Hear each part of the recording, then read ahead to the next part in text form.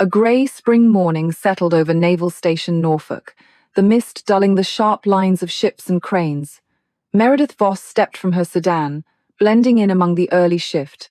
No insignia, no crisp uniform, just a faded civilian badge clipped to a worn jacket. She moved with measured calm, drawing little attention except for the sideways glances and half-smiles from sailors nearby. To them, she was another bureaucrat, maybe an auditor, best ignored. When she paused at Pier 12, a few crew members exchanged smirks. Someone muttered about paper pushers. The badge on her chest seemed to mark her as harmless, irrelevant. No one questioned why she scanned the dock so carefully, or why her eyes lingered on security checkpoints and locked doors. They just watched her fade into the background, unaware of the real reason she was there. The pier stretched into the mist, metal slick with dew, as Meredith Voss approached from the parking lot. She wore a weathered blazer and khaki pants, shoes practical and scuffed. The faded badge clipped to her lapel read, Department of Energy, Special Oversight Division, but it might as well have said nuisance, for all the attention it drew. Sailors in sharp uniforms moved with practiced efficiency, only glancing at her long enough to dismiss her as another civilian on official business, harmless, out of place, and best ignored. At the security checkpoint, Chief Warrant Officer, they didn't bother hiding his skepticism. He held out a hand, palm up. ID and authorization. His tone was flat, practiced, and faintly bored. Meredith produced her badge, steady and unhurried. They squinted at the credentials, the corners of his mouth tightening. Oversight Division? We just had a Pentagon audit last month. You folks never quit. He handed the badge back, careful not to touch her fingers, as if the laminate might rub off on his skin. What's your business at Pier 12? I need information on the scheduled movements of the USS Colorado, Meredith replied, voice even. That got a reaction. Around them, a few sailors paused in their duties, curiosity piqued by the mention of an Ohio-class nuclear submarine. Their eyes narrowed. That's classified. You'll need more than a badge for that. He made a show of checking a clipboard, then gestured toward the far end of the pier. You can wait over there. Someone will be with you when they have time. A petty officer, barely out of his teens, leaned against a bollard nearby. Lady, those boats don't surface for pencil pushers, he said, loud enough for his friends to hear. Laughter rippled through the group. Meredith didn't react. She simply nodded, walked to the indicated spot, and stood quietly, hands folded, eyes on the water. The base moved around her, the rhythm of morning routines undisturbed. Forklifts beeped, radios crackled. A group of junior sailors clustered near the gangway, sneaking glances in her direction and exchanging smirks. Bet she's here to check our recycling bins, one muttered, drawing more laughter. Meredith stood her ground, posture relaxed but alert. Her gaze swept the pier security cameras, patrol routes, the placement of fire extinguishers, the way crewmen handled their badges at the checkpoint. She noted every detail, catalogued every vulnerability, even as she appeared to simply wait. The mist thickened and thinned, the grey hulls of distant ships looming and fading in the shifting light. No one offered her a seat or a word of welcome. To the sailors, she was invisible except as the butt of a joke. She endured the sideways looks, the muttered comments, the sense of being deliberately excluded. Yet she gave them nothing in return. No irritation, no defensiveness, only patient silence. By the time the morning briefings began inside the admin building, Meredith had already mapped out the flow of personnel and the gaps in oversight. She remained at her post, ignored and underestimated, as the day unfolded. The routine dismissals and quiet mockery had only just begun. The day's rhythm on Pier 12 left little room for outsiders. The sailors' banter grew sharper as Meredith lingered, her badge marking her as an intruder in their world. She stood apart, watching the morning routines play out, every movement measured and deliberate. A petty officer, arms crossed and posture loose, eyed her with a smirk. You waiting for a tour or something? He called out, loud enough for the group beside him to hear. Another sailor nudged his friend and grinned. Maybe she's here to check our lunch menus. he joked, drawing a chorus of low laughter. Meredith didn't flinch. She met the petty officer's gaze. "I need information regarding the scheduled movements of the USS Colorado," she said, her tone calm but firm. The mood shifted. The laughter faded, replaced by a wary silence. The mention of the submarine drew attention from a few more sailors, some pausing mid-task to listen. The petty officer's smile tightened. "You'll need a lot more than a DOE badge for that," he replied, voice flat. "We don't hand out submarine logs to civilians." Chief Warrant Officer, there, still nearby, gave a dismissive wave. "You folks from Oversight always want to see the classified stuff. That's not how it works." He gestured for her to step aside, as if clearing the path for real business. "Best wait there, ma'am. Someone will get to you when we're finished with the important work." The message was clear. To them, she was a bureaucrat with a clipboard, a nuisance to be tolerated and then ignored. The sailors' jokes grew more pointed as the morning wore on. "Bet she'll audit our sock drawers next," someone muttered as they passed, not bothering to lower their voice. Another sailor, barely in his 20s, wagged a finger at her badge. "You here to run background checks on the vending machines?" The group erupted in laughter, the sound echoing off the steel hulls and concrete. Meredith kept her expression neutral, her eyes tracking the flow of people and cargo. She noted how quickly the crew dismissed her presence, how they assumed her authority ended with paperwork and policy reviews. Their confidence in her irrelevance made her invisible. It also gave her freedom to observe unnoticed. She watched as a supply truck was waved through with only a cursory glance, and how the security checkpoint's logbook sat unattended for nearly 10 minutes, while the guard chatted with a friend. Every slight, every dismissive comment only sharpened her focus. The sailors' mockery was a shield for their own routines, a way to keep outsiders at bay. Meredith used it to her advantage, cataloguing the subtle gaps in security and the patterns of behavior that might otherwise go unseen. She faded into the background, a quiet observer, as the base moved around her. By late morning, the pier was busy with activity. The jokes had faded into routine, the sailors returning to their tasks, confident that the civilian woman posed no threat and required no further attention. Meredith remained where she'd been told, blending in with the shadows of the pier, her presence forgotten. She waited, alert, as the base continued its day, ready for whatever came next.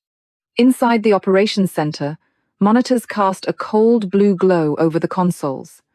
The hum of fluorescent lights mixed with the low murmur of routine status updates. At one terminal, a junior sonar technician frowned, replaying a set of data from the previous hour. The trace didn't match any scheduled vessel movements. Instead, a faint but insistent contact was moving at 15 knots, closing in on Pier 12. The technician flagged the anomaly and called over his supervisor. Commander Afalabi leaned in, eyes narrowing as the sonar sweep replayed. "Run it again. Filter out civilian traffic." The technician's hands moved quickly, isolating the contact. The pattern was unmistakable submarine, large displacement, running silent. The commander's voice dropped. "That's not one of ours on the schedule." He radioed the pier, his tone clipped and precise, requesting immediate confirmation of all vessels in the area. On the dock, the atmosphere shifted. Sailors who had spent the morning making jokes about civilian audits now found themselves glancing at the water, uneasy. The mist hung low, obscuring the far end of the pier. Meredith stood at her assigned spot, watching the subtle changes in posture and movement among the crew. Radios crackled with terse exchanges. A petty officer hurried past, eyes fixed on the harbor. The surface of the bay began to ripple. At first, the disturbance seemed menorah swell, perhaps the wake of a tug. But the pattern grew, the water bulging in a slow, deliberate arc. The sailors nearest the edge fell silent, their attention drawn to the forming wake. Meredith's gaze sharpened, tracking the disturbance with practiced calm. No one spoke as the bow of a submarine breached the surface, black hull gleaming with beads of mist. The USS Colorado rose from the water with methodical precision, its conning tower slicing through the haze. The crew on the pier stood motionless, the earlier mockery forgotten. Meredith stepped forward. her badge still visible against her blazer, but her posture had changed, alert, purposeful, unmistakably in charge. The base's routines ground to a halt. A klaxon sounded once, then cut off abruptly. The operations center confirmed visual contact with the submarine, the anomaly now a reality at Pier 12. Commander Afalabi's voice came over the radio, measured but tense. Unscheduled surfacing confirmed. All personnel hold position. Meredith moved with quiet authority, her presence no longer ignored. The sailors who had dismissed her now watched for her reaction. She exchanged a brief glance with the security chief, who nodded, waiting for her lead. Within minutes, the area was cordoned off. Meredith issued instructions in a low voice, her words carrying weight. She noted the positions of the security cameras, the pattern of personnel movement, the way the incident drew eyes away from other vulnerabilities. Every detail mattered, every gap in protocol quietly filed away for later. As the tension settled into a wary calm, Meredith's focus shifted. She scanned the faces around her, reading the subtle cues of uncertainty and suspicion. The test wasn't just the submarine's appearance. It was how the system responded to the unexpected, how people revealed themselves under pressure. Back in the admin building, the base's digital infrastructure hummed on, seemingly undisturbed by the drama at the pier. But Meredith knew the first test was only a prelude. There were always new threats, sometimes physical, sometimes hidden in the code. She slipped away from the crowd, blending into the flow of returning personnel, her mind already turning to the next anomaly she would need to track.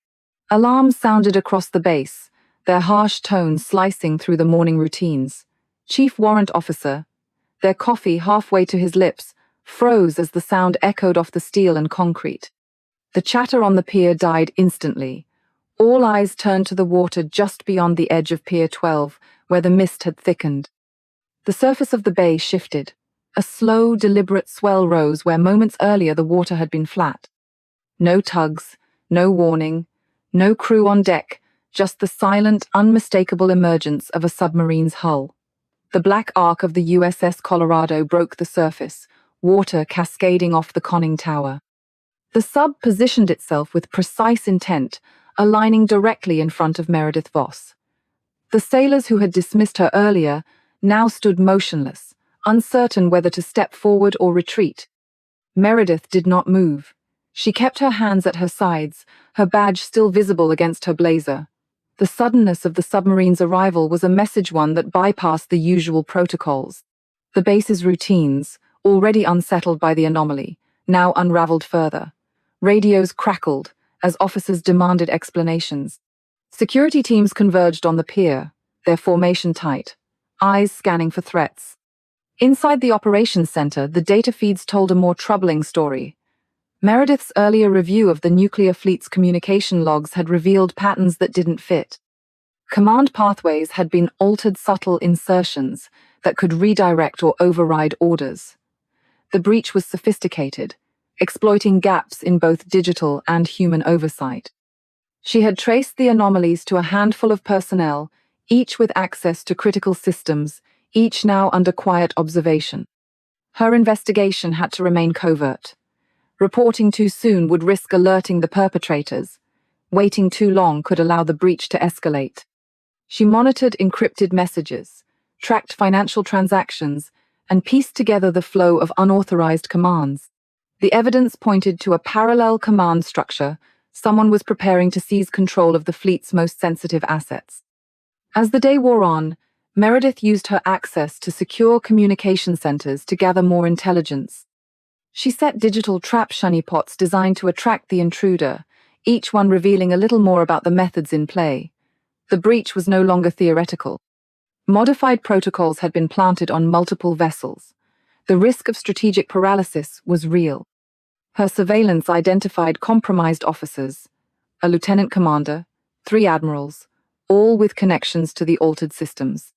Some were detained, others watched each step taken with care to avoid tipping the balance. The pattern of activity, the technical signatures, even satellite imagery suggested a broader threat, one that extended beyond the base itself. The tension never left the air. Meredith weighed every decision, aware that a single misstep could compromise the entire operation. The breach was growing, the consequences escalating. She prepared for the next phase, knowing that containment might require more than digital countermeasures. As evening approached, the base settled into a strained quiet. Meredith's focus narrowed. She would need to move carefully, gathering what she could before the window closed. The operation was shifting, and she was already planning her next steps. A low fog clung to the pier as midnight approached, muting the edges of light and shadow. Meredith Voss stood alone on the concrete, the base now a perimeter of armed security teams holding position around the surfaced submarine. The earlier chaos had faded into tense silence, broken only by the distant hum of generators and the slap of water against the hull. The air felt heavy with expectation. Every eye on the pier tracked her movements, yet no one stepped forward to challenge her. A hatch opened on the USS Colorado. Captain Ryerson emerged, his uniform immaculate despite the hour, and strode to the edge of the gangway. He paused, scanning the assembled personnel, then fixed his attention on Meredith. Without hesitation, he rendered a crisp salute. The gesture was unmistakable, recognition of her authority, and a signal to everyone present that the chain of command had shifted. Meredith walked forward, her steps measured and unhurried. She produced from her pocket a small obsidian card, its surface catching the pier lights as she held it up. The security chief's jaw tightened. "Who are you?" he asked, voice low. She didn't raise her voice. "They report to me," she said, eyes never leaving the captain's. The statement landed with finality, cutting through the uncertainty that had gripped the assembled teams. No one moved. Ryerson nodded once, then stepped aside, granting her access to the submarine. This was the turning point. The moment when the layers of her civilian disguise fell away and her real role came into focus for those who had spent the day dismissing her. The security teams, who only hours earlier had viewed her as a harmless bureaucrat, now watched as orders flowed from her with quiet precision. She directed the cordon, instructed the communications officers to establish a secure channel, and signaled for the base commander to stand by. Meredith kept her tone even, never raising her voice or betraying urgency. She moved through the ranks with purpose, her badge and obsidian card now the only credentials that mattered. The sailors who had mocked her earlier stood at attention, uncertain whether to salute or stand aside. She ignored the hesitation, focusing on the task at hand. Inside the base operations center, her coded message was acknowledged extraction was approved if needed. But Meredith didn't move to leave.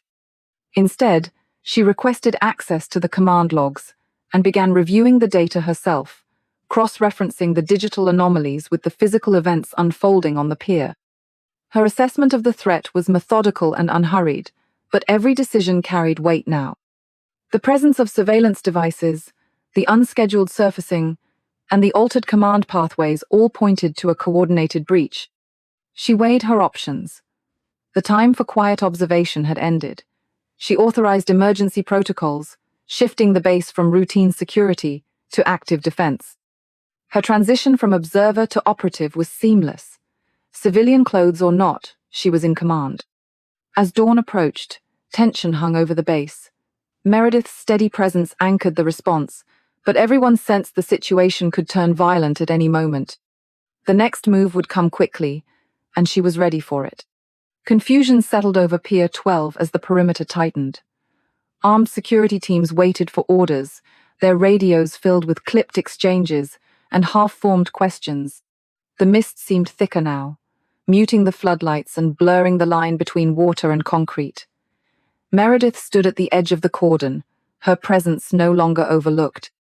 The sailors who had once dismissed her now watched in uneasy silence, their earlier jokes forgotten. Commander Afalabi arrived at a brisk pace, his uniform immaculate, expression tight with concern. He scanned the assembled personnel, then fixed his gaze on Meredith. For a moment he hesitated, as if trying to reconcile the woman in civilian clothes with the authority she now wielded. His eyes shifted from the obsidian card in her hand to the markings on the submarine's conning tower symbols and codes that did not match any standard naval registry, a classification that signaled operations beyond routine protocol. Afalabi's voice was low. "Is this your operation?" The question hung in the air, heavy with implication. Meredith nodded, her answer leaving no room for doubt. The realization spread quickly among the officers. What had been a morning of routine dismissals and quiet mockery became something else entirely. Security teams exchanged glances, their posture shifting from skepticism to respect. The sailors on the pier, some still gripping their rifles, looked between Meredith and the submarine. The conning tower's unfamiliar insignia was a silent warning. This was not a standard exercise, and the authority present was not to be questioned. Meredith's calm demeanor never wavered. She issued instructions with quiet precision, coordinating the security response and ensuring civilians were moved to safety. Her focus never left the immediate threat, the compromised command structure and the possibility of hostile action from within the base. As the perimeter settled into a tense stalemate, Afalabi signaled for his team to stand down. He stepped in close, voice barely above a whisper. "We didn't expect Deepwell Oversight to deploy in person." Meredith met his gaze, her expression unreadable. There was no other option. The exchange was brief but decisive. The chain of command had shifted, and everyone present recognized it. The psychological shift among the uniformed staff was immediate. The same sailors who had laughed at her civilian badge now deferred to her without question. The change was subtle, but complete a recognition that the situation had moved far beyond routine security or bureaucratic oversight. In the shadow of the surface submarine, Meredith continued her assessment. She evaluated the positions of the armed teams, identified potential escape routes, and kept a silent tally of civilians who still needed protection. Her training took over, instincts sharpened by years of operating where protocol and danger overlapped. The transition from observer to operative was seamless. Commander Afalabi relayed her orders without hesitation. The security teams responded with crisp efficiency, their movements coordinated and purposeful. The base's routines had been upended, but the response now had direction. The lead officers watched Meredith carefully, noting the way she moved through the cordon, the authority in her voice, and the way even the most senior commanders deferred to her judgment. The moment held. No one dared break the silence as Meredith paused, her hand resting on the faded badge clipped to her jacket. The realization of who she was and what her presence meant settled over the pier with the weight of something irreversible. She unclipped the badge, her next move already decided. A single motion changed everything. Meredith slid the faded badge into her pocket and, with a practiced gesture, produced a card unlike any other on the pier. Obsidian black, its edges glinting with embedded platinum, and a single red star at the center. This was no ordinary identification. The room, hastily assembled from a storage office, fell silent as she set the card on the table. Chief Warrant Officer there, who had spent the morning brushing her off, stared at the card, his mouth pressed into a thin line. The sailors who'd once joked about audits now stood rigid, uncertain whether to salute or simply watch. She began the briefing without preamble. 3 weeks ago, satellite intercepts flagged an anomaly in our command communication protocols, she said, voice clear and even. Encrypted traffic patterns suggested an external actor was probing the chain of command. At the same time, satellite imagery picked up Russian naval groupings maneuvering in the Bering Strait much closer to Alaska's coastline than usual. The anomalies were subtle at first. But by the time the Colorado surfaced unscheduled, we had confirmation. The breach was real. A map flickered onto the wall, projected from her tablet. She pointed out the movements, her tone clinical. These are not routine exercises.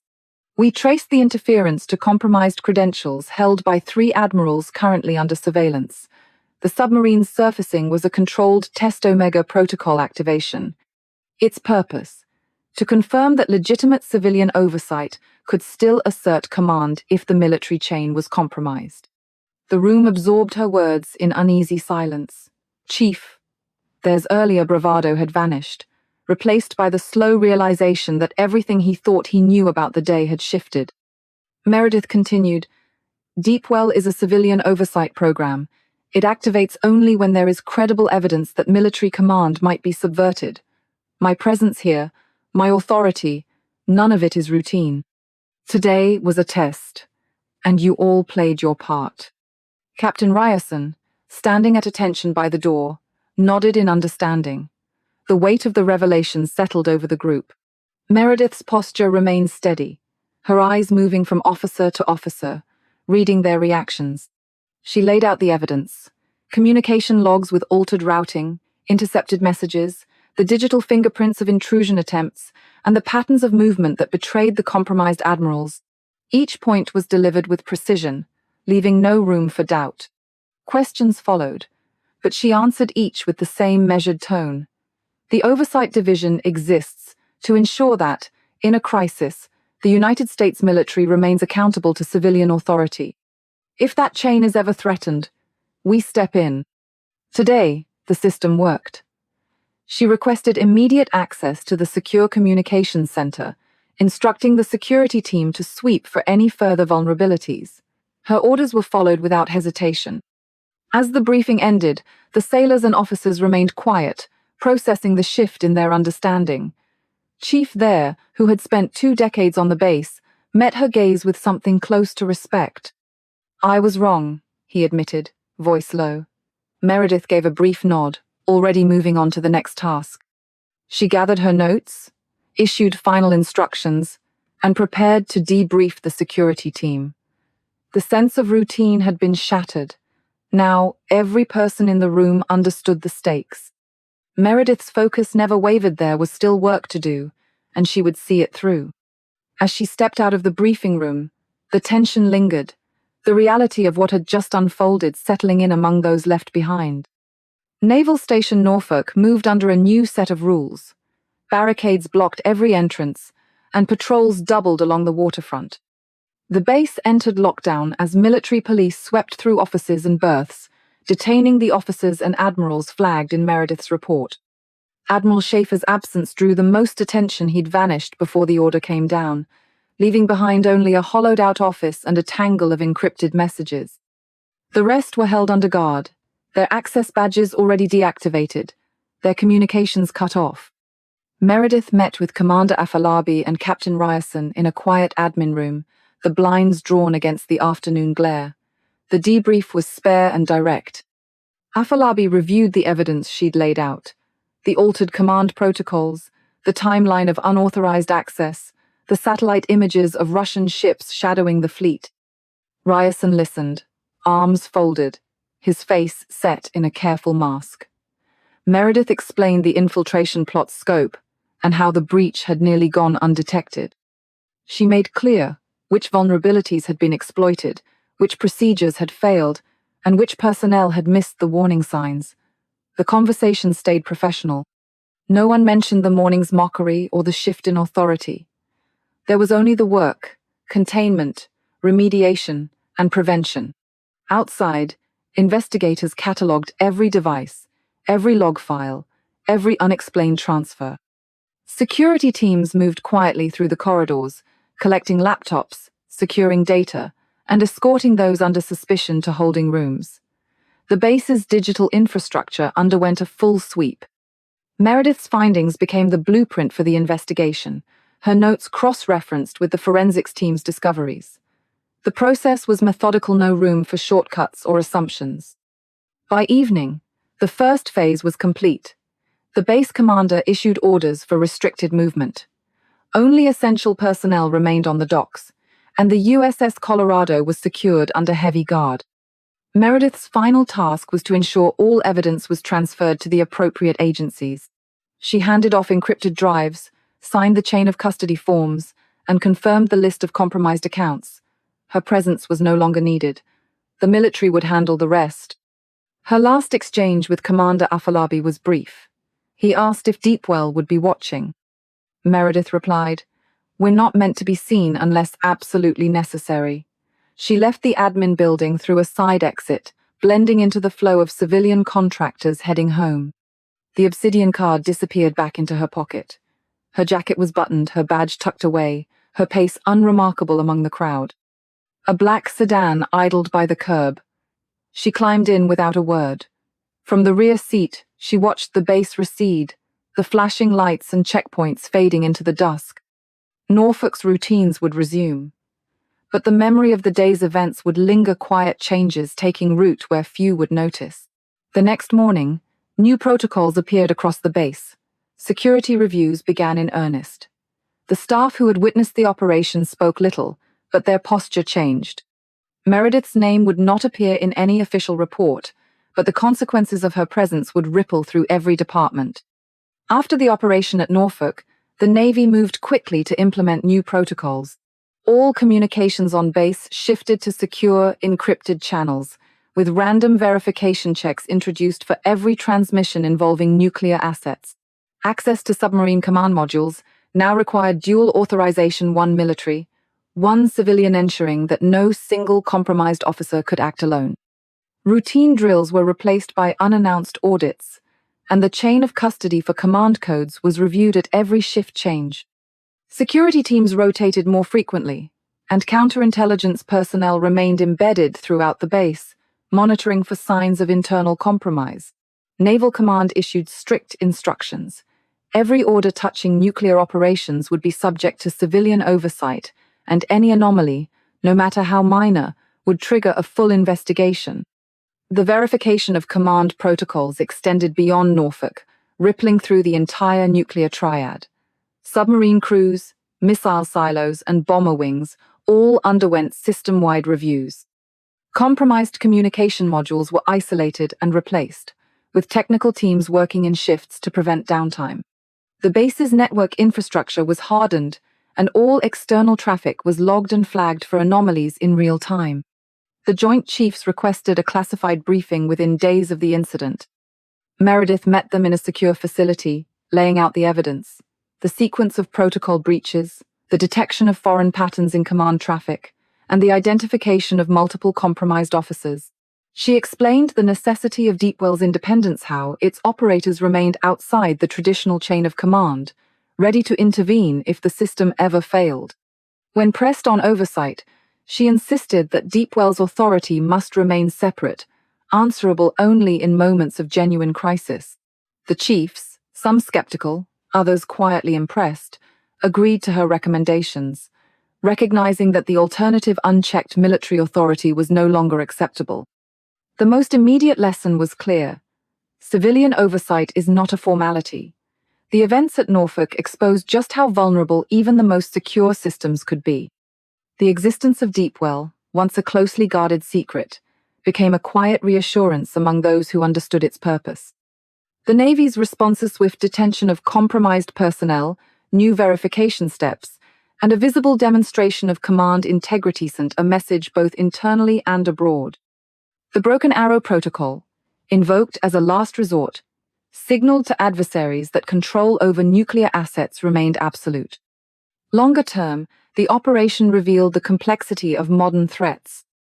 The investigation expanded as new leads emerged: the disappearance of Admiral Schaefer, the involvement of foreign intelligence services, the discovery of altered hardware sourced from overseas suppliers. Counterintelligence teams continued their work, monitoring suspects, reviewing code, and mapping the web of connections that had enabled the breach. Surveillance on key individuals remained in place, with regular updates sent to a select group of officials. Selection for Deepwell's operators came under renewed scrutiny. Psychological screening, ethical vetting, and political neutrality became even more central to the process. Meredith's ability to operate unseen, to blend into the background until the moment she was needed, was recognized as essential not just for her safety, but for the integrity of the entire program. The lessons extended beyond the base. The coordinated nature of the threat, the mix of internal and external actors, and the sophistication of the attack forced a rethinking of national security protocols. International cooperation increased, as evidence pointed to a broader, multi-actor campaign. New training modules were developed, and the review of vulnerabilities spread to other critical infrastructure sites. The operation at Norfolk was not an isolated incident. It was a warning, a demonstration of how quickly a system could be tested and how vital it was to have safeguards that worked. As the investigation widened and the Navy adjusted its posture, the need for ongoing vigilance became clear. The work was far from over. The patterns uncovered at Norfolk, hinted at something larger: connections and risks that stretched well beyond the boundaries of any single base.